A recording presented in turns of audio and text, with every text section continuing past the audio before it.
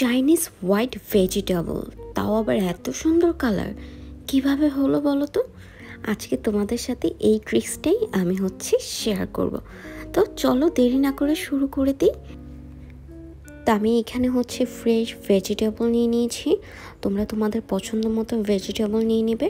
এখানে আরও অনেক ধরনের সবজি তোমরা ইউজ করতে পারবে।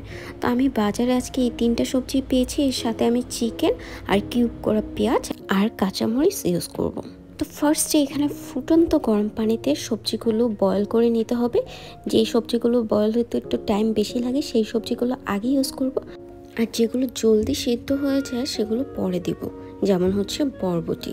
তো এখন আসো ট্রিক্সটা কি। এটা গরম বয়েল করা সবজিগুলো ছেঁকে একদম ফ্রিজে চিল ঠান্ডা পানিতে রাখতে হবে। তাহলেই সবজির কালারগুলো দেখবে একদমই নষ্ট হবে না, যেমন কালার তেমনই থাকবে।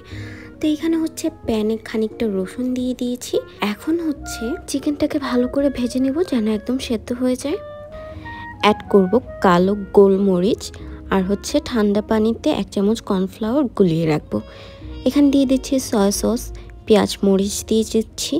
এখন সবজিগুলো অ্যাড করলে ভালো করে এটাকে নেড়ে চেড়ে নেব।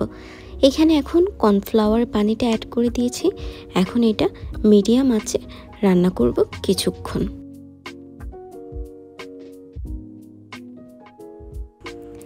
একদমই রেডি আমাদের হোয়াইট চাইনিজ ভেজিটেবল। তো সবাই কিন্তু এটা ট্রাই করে দেখো, খুবই মজাদার আর colourful. Thank you for watching everyone.